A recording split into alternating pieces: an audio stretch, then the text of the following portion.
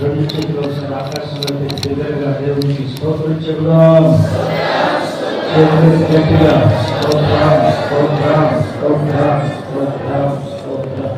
నేటి వరకు ఆయన ఉచితమైన కృప మన ఎడలో చూపిన ఆయన యొక్క ప్రేమను బట్టి స్తోత్రం చెబుదాం.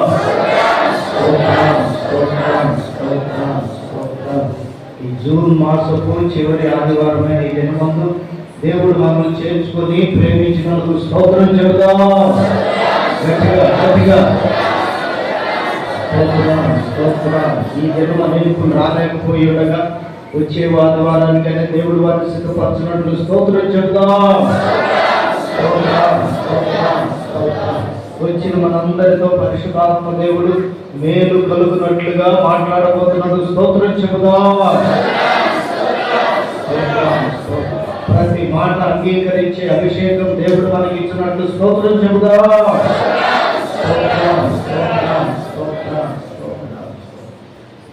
దేవుని నామంలో అందరికీ వందనాలు, స్తోత్రాలు. ఈ ఆదివారం మల్లారాధన కాదుగా అన్నట్టుగా చాలా మంది మర్చిపోయినట్టున్నారు. ప్రతి ఆదివారం కూడా ప్రభు సన్నిధిలో గడపాలని నిర్ణయించుకోవటం అది క్షేమాభివృద్ధికి సూచన. తప్పక కొట్టడానికి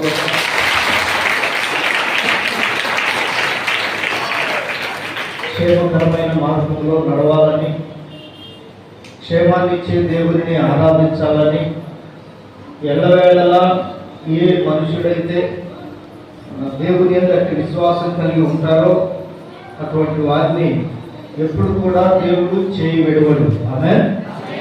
వారు ఏ పరిస్థితిలో ఉన్నా నిశ్చయముగా ఖచ్చితంగా వారి పక్షాన నిలిచే దేవుడై ఉంటాడు. హల్లెలూయా. గట్టిగా చెప్పండి హల్లెలూయా. చివరి వరకు వినపడుతుంది కదా మైకు. ఆమేన్. జాగ్రత్తగా ఆలోచించండి. విలువైన అవసరమైన విశేషమైనటువంటి సంగతిని ఈ పగటి కాల సమయంలో ప్రభు దగ్గర నుండి పొందుకొని మీతో బోధించడానికి పరిశుద్ధాత్మ దేవుడు నాకు అవకాశం ఇచ్చాడు. ఆమేన్. గడిచిన వారమంతా పలు ప్రాంతాలు వెళ్ళడానికి వెళ్ళిన ప్రతి ప్రాంతంలో కూడా దేవుడు తన నామాన్ని మహిమపరుచుకుంటూ వచ్చారు. ఇదంతా కూడా మీ ప్రార్థన ప్రభు యందు మేము కలిగి ఉన్న ప్రయాసాన్ని దేవుని పేరుతో తెలియపరుస్తున్నాను. దేవునికి మహిమ కలుగును గాక. ముందున్న ఈ వారం అంతా కూడా పలు ప్రాంతాలకు వెళ్ళబోతున్నాం. దేవుడు ప్రతి ప్రాంతంలో ఆయన నామాన్ని కనపరుచుకున్నట్లుగా రెండు చేతులతో ఒకసారి దేవునికి స్తోత్రం చెబుదాం.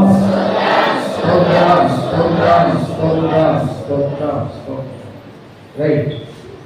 గొప్ప మాటలు పోయిన వారం ఈ ప్రార్థన గురించినటువంటి సంగతులు మనం నేర్చుకుంటూ వస్తున్నాం.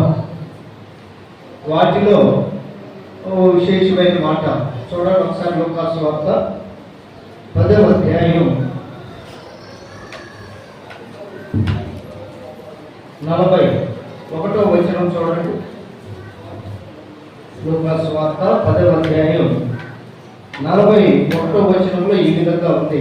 అందుకు ప్రభువు, మార్తా మార్తా, నీవు అనేకమైన పనులను గూర్చి విచారము కలిగి తొందరపడుతున్నావు కానీ, చక్కగా చెప్పండి. ఎన్నంట అవసరమైంది చెప్పాలి, అందరూ చెప్పాలి. అవసరమైంది చెప్పాలి, నోరు తెరిచి గట్టిగా. అవసరమైనది ఒక్కటి అనే దగ్గర 2 అని అంకివేసి మూల భాషలో ఏమని రాయబడిందంటే, అనేక ప్రాచీన ప్రతులలో అవసరమైనవి కొన్నియే అని పాఠాంతరము. దాని అర్థం ఒకటే అంటే దాని యొక్క పూర్తి అర్థం ఏమిటంటే కొన్నియే.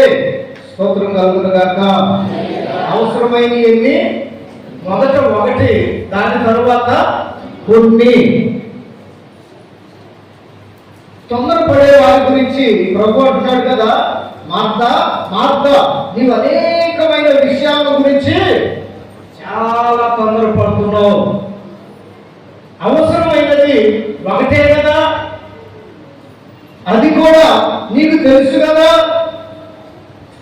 అయినా కానీ నీవు అనేకమైన వాటి విషయం ఆలోచిస్తున్నావే కానీ అవసరమైన వాటి గురించి నువ్వు ఆలోచించట్లేదు. మనిషి బలహీనత ఏమిటంటే ఇది అవసరం లేని వాటి గురించి ఎన్నో ఆలోచిస్తుంటారు. ఉదయం లేచి దగ్గర నుండి రాత్రి పడుకునే వరకు కూడా అవసరం లేని వాటి గురించి ఎక్కువగా ఆలోచించడం మనిషి యొక్క బుద్ధి. ఆ బుద్ధి కలిగిన వారిలో మార్తమ్మ మొదటి స్థానంలో ఉందని ప్రభువుని యేసయ్య చెబుతున్నాడు. చప్పట్లు కొట్టండి గట్టిగా. అవసరం లేని వాటి గురించి ఆలోచించే వాళ్ళు కోపములు. ఏమిటి అవసరం లేని అంటే, మనం ఆదివారం ప్రార్థనకు వస్తున్నామే అనుకోండి, లేదా బైబిల్ పట్టుకొని ఇంటి దగ్గర బయలుదేరాము అనుకోండి. చాలా మందిలో ఉండేటటువంటి ఈ అవసరం లేని ఆలోచన ఏంటంటే, అందరూ చూసి ఏమనుకుంటారో, మనం ప్రార్థనకి వెళ్తున్న సంగతి అందరికి తెలిస్తే ఏమనుకుంటారో. అవసరం ప్రార్థనకు వచ్చేటప్పుడు బైబిల్ అవసరం. ఆ బైబిల్ గురించి అనవసరంగా ఆలోచించడం వల్ల మనము చాలా ప్రమాదంలో ఉన్నామని యేసయ్య మార్తను హెచ్చరించినట్లుగా ఈ ఉదయకాలపు ఆరాధనలో దేవుడు మనతో మాట్లాడుతున్నాడు. స్తోత్రం కలుగును గాక. అంటే చాలా మంది ప్రార్థనకి వెళ్తున్నారో తెలియదు, పనికి వెళ్తున్నారో తెలియదు, సినిమాకి వెళ్తున్నారో తెలియదు, ఎక్కడికి వెళ్తున్నారో తెలియదు. వారి చేతిలో బైబిల్ లేకుండానే ప్రార్థనకు వచ్చేవాళ్ళు అనేక మంది. పల్లెటూర్లు అంటే పెద్దగా పట్టించుకోరు, కానీ పట్టణాల్లో అయితే ఎక్కడికి వెళ్తున్నారో తెలియకుండా ప్రార్థనకి వెళ్తున్నాం అనే ఆడవాళ్ళు కూడా లేకుండా కనిపించే వాళ్ళు కోపములుగా ఉంటారు. అయితే దేవుడు బిడ్డలారా, దీనిని గురించి దేవుని వాక్యం హెచ్చరిక చేస్తున్న మాట ఏమిటంటే, నువ్వు అనేకమైన వాటి గురించి అనగా మానవ సంబంధమైన వాటి గురించి నువ్వు ఆలోచిస్తున్నావే కానీ అవసరమైంది ఒకటే కదా. ఆమె చెప్పాలి, అవసరమైంది ఒకటే కదా, అది దైవ సంబంధమైన విషయమే కదా. ఎప్పుడు నీ చుట్టూ ఉండే మనుషుల గురించి, నీ ఇంట్లో ఉండే మనుషుల గురించి, నీకు పుట్టిన పిల్లల గురించి, నీకు కలిగిన వారి గురించి, బంధుత్వంలో ఉన్న వారి గురించి, లేచిన దగ్గర నుండి అనేకమైన వాటి మీద మనం ఆలోచిస్తూనే ఉంటాం.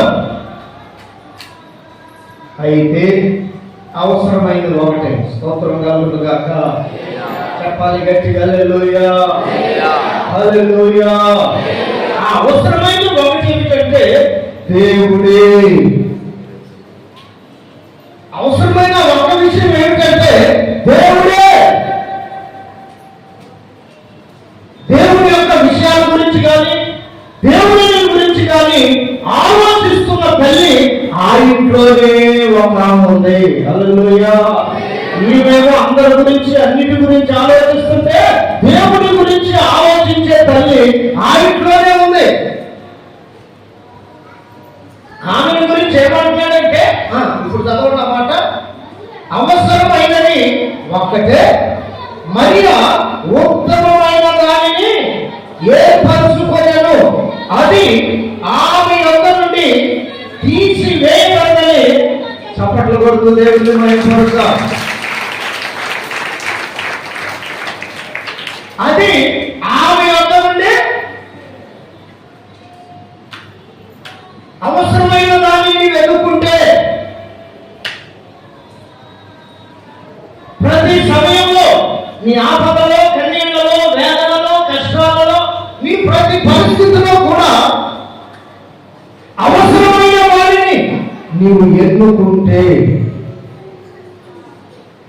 అది ఎన్నటికీ కూడా నీ యొద్ద నుండి, హల్లెలూయా, దేవుని మీద నీవు ఆశ పెట్టుకుంటే, దేవుడే నీ గురైతే, దేవుని విషయాల్లో నమ్మకంగా ఉంటే అది ఎన్నటికీ నీ యొద్ద నుండి తీసుకెళ్ళి.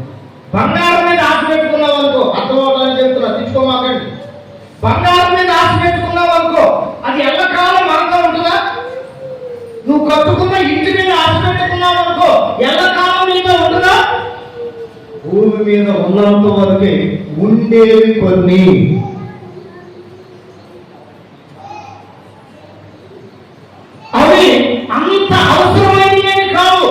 దేవునితో పోల్చి చూస్తే, చప్పట్ల కొట్టు గట్టిగా,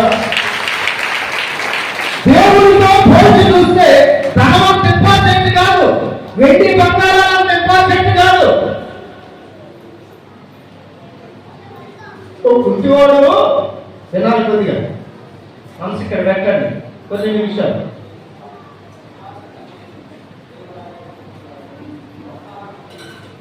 పుట్టినప్పటి నుండి కుంటివాడు,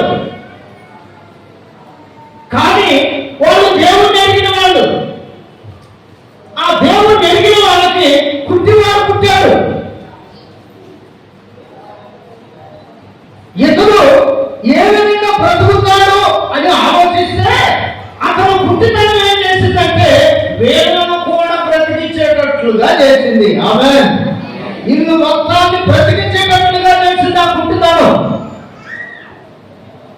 ఏమిటి ఇతని వల్ల కలిగిన లాభం అంటే, రోజు అతన్ని ఇట్లాగే దేవుడి మందిరం ఉంటుంది కదా, ఆ గేట్ బయట కూర్చోబెట్టేవాడు.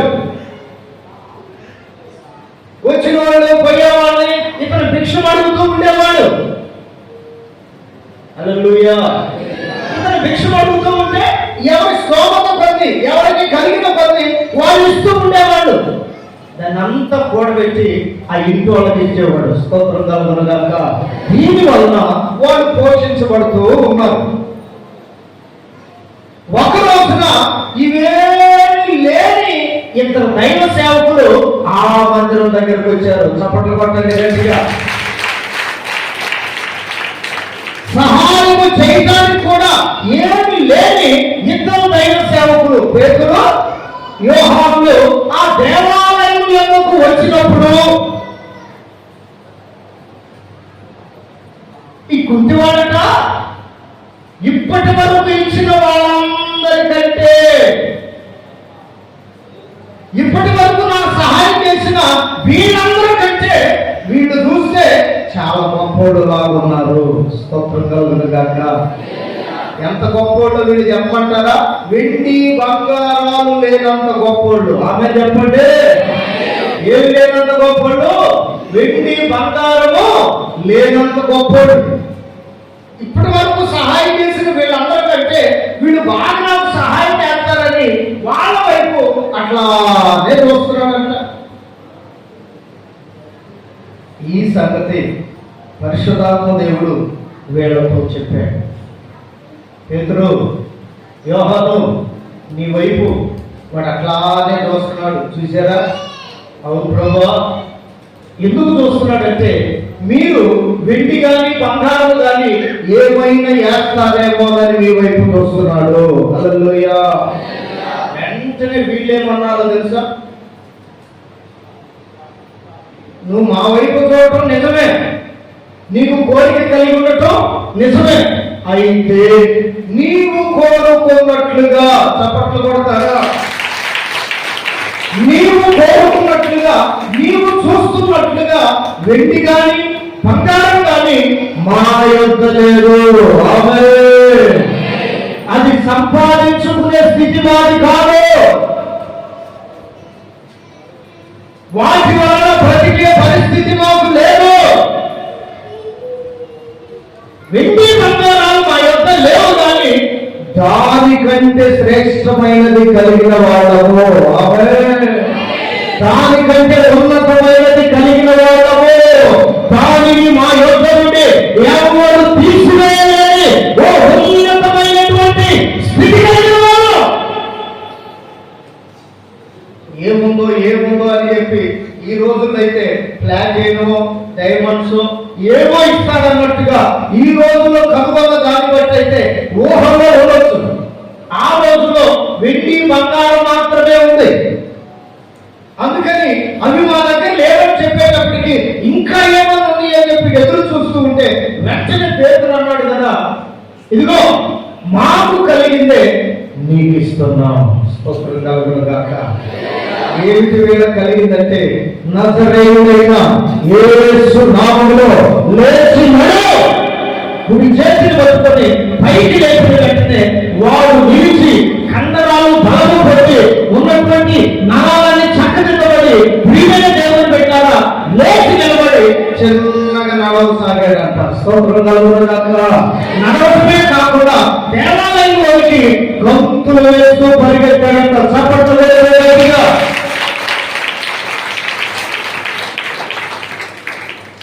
ఇక్కడ దైవనీతి ఏమిటంటే ప్రతి మనిషి కూడా ప్రయాసపడుతుంది, ప్రాకులాడుతుంది. దేనికోసం అంటే అవసరం లేని దానికోసం.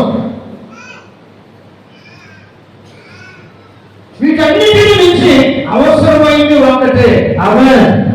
అదేమిటో కాబట్టి విశ్వాసికి అవసరమైంది, సేవకునికి అవసరమైంది ఒకటే.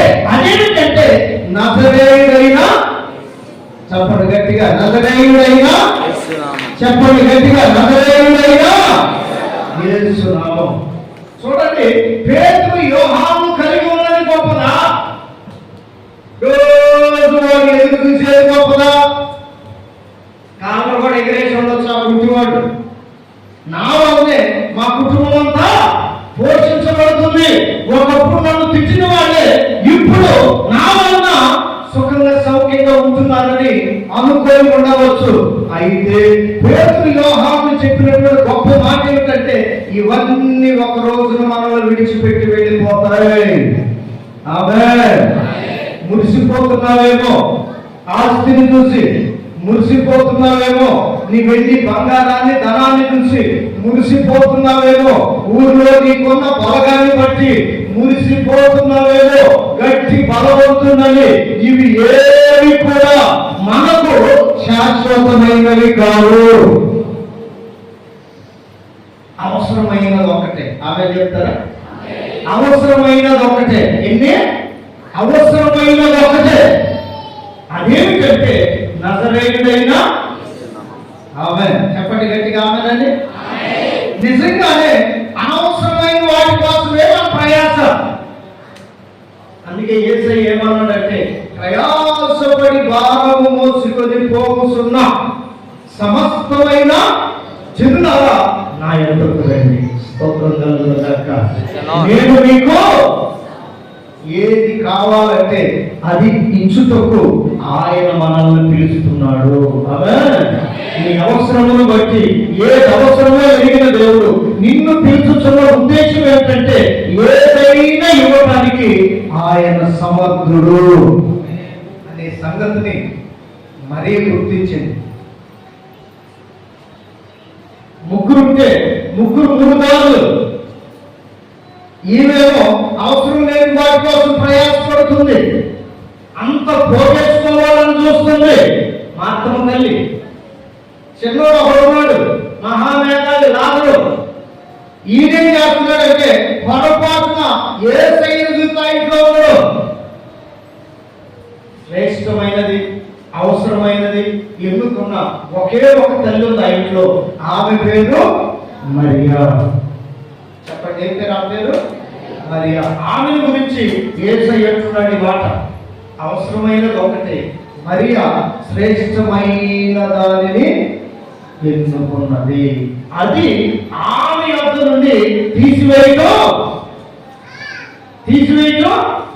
ఎవరి వలన కాదు. ఆమేన్. చివరికి సాతానుడి వలన కూడా కాదు. ఒక్క యేసునామం మాత్రమే ఇది సాధ్యం.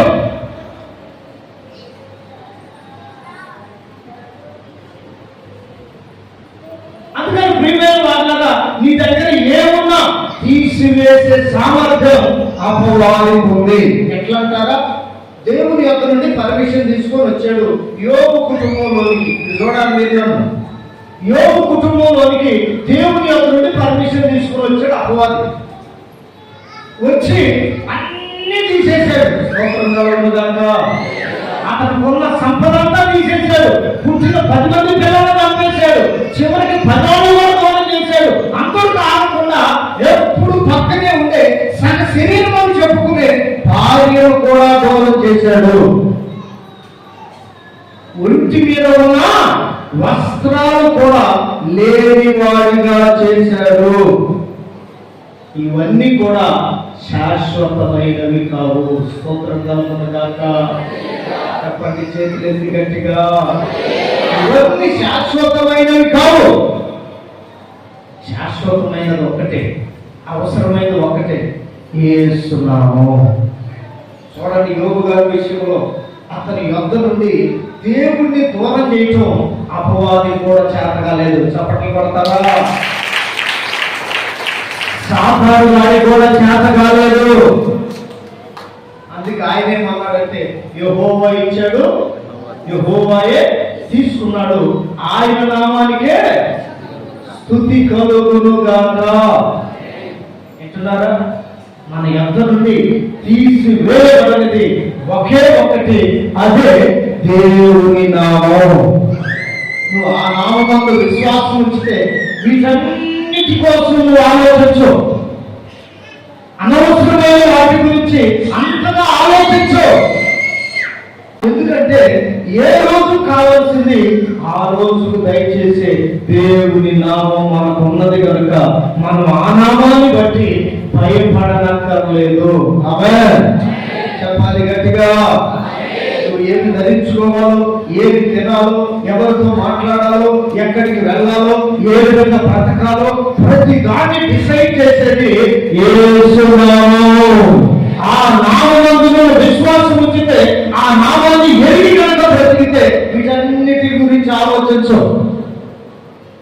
అందుకే దేవుడేమన్నాడంటే, పాత నిబంధన కాలంలో యెహోవాయే మీకు స్వాస్థ్యమై ఉంటాడు. ఆమేన్. లేవి గోత్రికులారా, దేవుని పరిచర్య చేసే యాజకులారా, ప్రధాన యాజకులారా, యెహోవాయే మీకు స్వాస్థ్యము. ఆమేన్. ఆయనే స్వాస్థ్యమైన జనులకి వాళ్ళు బ్రతికినంత కాలం ఏది తప్పు కాకుండా దేవుడే పంపిస్తూ ఉండేవాడు. ఇప్పుడు ఏమైందంటే ఒక్క సేవకులకే కాదు, విశ్వాసులకు కూడా ఆ తెర చిరిగిపోయింది. చూడండి, యేసయ్య చనిపోయిన వెంటనే దేవాలయంలో తెర రెండుగా చిరిగేను అని రాయబడింది. అది దేనికి సంకేతం అంటే, అతి పరిశుద్ధ స్థలంలో ఉండేవాడు, పరిశుద్ధ స్థలంలో ఉండేవాడు, ఆవరణలో ఉండేవాడికి ఇప్పుడు ఒక గొప్ప అవకాశం వచ్చింది. ఆవరణలో ఉండేవాళ్ళేమో పరిశుద్ధ స్థలంలోనికి ప్రవేశం కలిగింది. ఆమె చెప్పమంటారా? మీ యొక్క స్థలం ఎక్కడంటే అంతకు మునుపు మందిరం బయట, ఇక్కడ యాజకులు ఉండేవాళ్ళు, బలిపీఠం బయట ఉండేది, సుముఖపు రొట్టెల వల్ల, ధూప వేదిక, ఇవి మందిరం లోపల ఉండేది. ఇదిగో ఇక్కడ ఉందే, ఇక్కడ నుంచి ఇక్కడికి సంవత్సరానికి ఒక్కసారి ప్రధాన యాజకుడు వెళ్ళి దేవునికి బలర్పించి ఆ రక్తాన్ని తీసుకొని ఇక్కడ ఉండేది ఏమిటంటే నిబంధన మందసం. హల్లెలూయా. సంవత్సరానికి ఒక్కమారే ఇశ్రాయేలీయులందరి పరిశుద్ధత కొరకు ఆ రక్తాన్ని తీసుకొని వెళ్ళి అతను లోపలికి వెళ్ళేవాడు, అతి పరిశుద్ధ స్థలంలోనికి. ఇప్పుడు ఏమైందంటే ప్రతి ఆదివారం, ప్రతి 21వ తారీఖు, ప్రతి బుధవారం, శనివారం ఎప్పుడంటే అప్పుడు సేవకుడు అతి పరిశుద్ధ స్థలంలోకి వచ్చే అవకాశాన్ని యేసుక్రీస్తు ద్వారా కల్పించబడింది. ఆమేన్. బయట ఉన్నటువంటి ఇశ్రాయేలీయులేమో ఇప్పుడు పరిశుద్ధ స్థలంలోనికి ప్రవేశం వచ్చింది. స్థలాలు మారే. దేవుడు ఒక ఉన్నతమైన కృపను కల్పించాడు యేసుక్రీస్తు ద్వారా. అందుకనే నీకు ఎన్ని ఉన్నా, ఎంత కలిగి ఉన్నా అన్ని ఒక రోజు విడిచిపెట్టి వెళ్ళవలసిన వారమే. ఆమె చెప్తారా? గట్టిగా చెప్తారా? అవసరమైన దాన్ని కనుక నీవు పొందకపోతే, అవసరమైన దేవుని నామమందు నీవు విశ్వాసం ఉంచకపోతే ఏది మనతో రాదు. ఉద్యోగం అనుకుంటాం కానీ దానికి కూడా వయసు పరిమితి ఉంది. అవునా కాదా? ఈ పరిమితిలోనే సంపాదించుకోవాలి. ఏం సంపాదించుకున్నా, అందుకని వీళ్ళు దేనికి అలవాటు పడుతున్నారంటే లంచాలకు అలవాటు పడుతున్నారు. నిజాయితీగా చేసేవాళ్ళు తక్కువ, నిజాయితీ తప్పు చేసేవాళ్ళు ఎక్కువ. దేవునికి మహిమ కలుగును గాక. శబ్దం హల్లెలూయా. అందుకే చదివి గొప్పవాళ్ళై ప్రజలకు సేవ చేయవలసిన వాళ్ళు వాళ్ళ ఇంట్లో కోసం సేవ చేసుకోవడానికి ఉపయోగపడుతున్నారు. కనుక దేవుడు బిడ్డలారా, దేవుడు దేవుడిచ్చిన ఒక గొప్ప ఉన్నతమైన స్థితి ఆవరణంలో బయట ఉన్న వాళ్ళు ఇప్పుడు ఎక్కడికి వచ్చారు? పరిశుద్ధ స్థలం. పరిశుద్ధ స్థలంలో ఉన్న వాళ్ళు ఎక్కడికి వచ్చారు? అతి పరిశుద్ధ స్థలంలోనికి. ఇది ప్రత్యక్ష గుడారం యొక్క నమూనా. యేసయ్య వచ్చిన తర్వాతే ఈ క్రియంతా మారిపోయింది. స్తోత్రంగా ఉన్నగాక. హల్లెలూయా. యేసయ్య రావడానికి బలమైన కారణం అదే. అందుకే అపొస్తలుల దినాల్లో యేసు నామం ఉచ్చరించబడిన ప్రతి స్థలంలో అద్భుతాలు జరిగాయి. ఇప్పటికి కూడా జరుగుతూనే ఉన్నాయి. యేసయ్య నామం అంత శక్తి కలిగిన నామం. ఆ నామాన్ని కలిగినటువంటి వాడు అంటున్నాడు కదా, నాకు కలిగినదే, మాకు కలిగిందే, వెండి బంగారాలు మా యొద్ద. మీకు డౌట్ ఉందా? అక్కడ ఉందా లేదా నా మాట తీయండి. అపొస్తలుల కార్యాలు 13వ అధ్యాయం తీసి చదవండి ఒకసారి. అంతటా పేతురు ఎన్నో వాక్యం ఉందండి? 3వ వాక్యం చూడు. పేతురు యోహాను దేవాలయంలో ప్రవేశించబోనప్పుడు వాడు చూసి భిక్షమడగా పేతురు యోహానుడు వారిని పేరు చూసి మా తట్టు చూడమని వారి యొక్క ఏదైనా దొరుకునేమని కనిపెట్టుచు వారి యొక్క లక్ష్యం ఉంచెను. అంతటా పేతురు వెండి బంగారము మా యొక్క లేక నా యొక్క లేవు గాని. హల్లెలూయా. చెప్పండి గట్టిగా హల్లెలూయా. నాకు కలిగినదే నీకిచ్చుచున్నాను. నజరేయుడైన యేసుక్రీస్తు నామమున నడవమని చెప్పి కుడి చేయి పట్టుకొని లేవనెత్తాడు.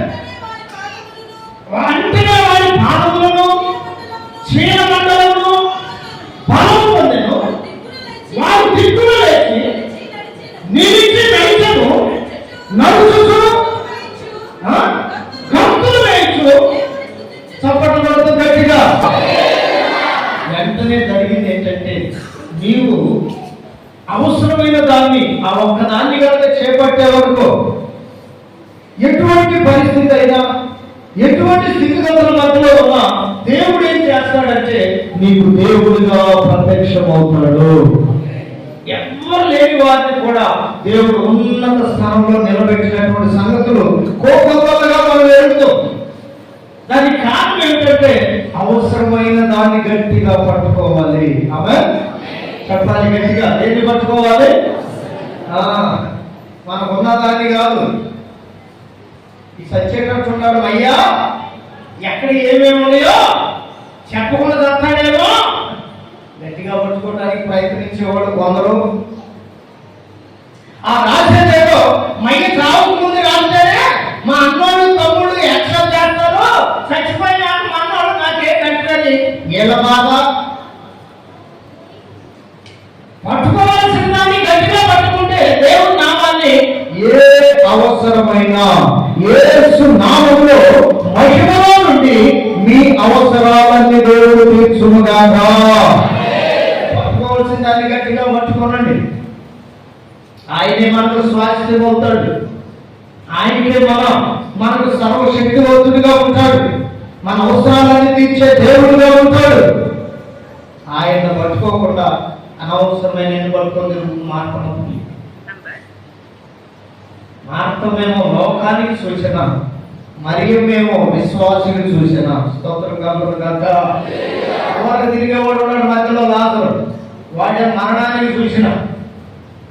ముగ్గురుంటే 3 రకాల మనసులు కలిగిన వాళ్ళు ఉంటే ఆ మధ్యలో అంటున్నాడు దేవుడు అవసరమైనది ఒకటి, శ్రేష్టమైన దానిని మరియా ఎన్నుకున్నది. ఆమె యొక్క నుండి దాన్ని ఎవడో. హల్లెలూయా. చూసారా? యోబు దగ్గర నుండి యెహోవా నామాన్ని తీసివేసాడు అపవాది. వారి వెళ్ళిపోతున్నాను వెళ్ళమన్నాడు, కానీ నోటి మాట విషయంలో కూడా దేవుని నామాన్ని బట్టి యోబు దూషించలేదంట. ఆమేన్. పలకండి గట్టిగా ఆమేన్. నోరు గచ్చని గట్టిగా ఆమేన్. నోటి మాట విషయంలో కూడా దూషించలేదంట దేవుడు. ఎంత గొప్ప వైరాగ్యమో చూడండి. ఎంత గొప్ప నమ్మకమో చూడండి. అన్ని పోతే ఎవరైనా అంత నిద్ర ఉండగలుగుతారా? ఒకళ్ళు చచ్చిపోతేనే అంత రాని మాటలు అంటారు. వాళ్ళ సహవాసం పట్టిపోయాడు, వీళ్ళ సహవాసం పట్టిపోయింది, వాళ్ళే చంపేసి ఉంటారు, వీళ్ళే చంపేసి ఉంటారు, వీళ్ళే ఎన్ని అపరాధి మాట్లాడతాము. మన ఇంట్లో ఒకళ్ళు చచ్చిపోతే భార్య విడిచిపెట్టిపోయింది, పిల్లలందరూ చచ్చిపోయారు, ఆస్తంతా పోయింది, పదోళ్ళు ఎవరు లేరు, చివరికి ఒంటి మీద ఉన్న వస్త్రం కూడా కట్టుకునే అర్హత కోల్పోయింది, ఒళ్ళంతా పగిలిపోయింది, చీము రక్తంగా. ఆ స్థితిలో కూడా దేవుని నామాన్ని విడిచిపెట్టని భక్తుడు యోబు గారు. స్తోత్రం కలుగును గాక. ఆయన లాంటి విశ్వాసం దేవుని మీద మనకుంటే మన ఒళ్ళు పగలాల్సిన పనిలే, మన పిల్లలు చావాల్సిన పనిలే, మనకున్నదంతా పోవాల్సిన పని లేదు. ఆయన నామమందు మనకుంటే వచ్చిన కష్టాలన్నీ పోగొడతాడు. స్తోత్రంగా ఉన్న గాక.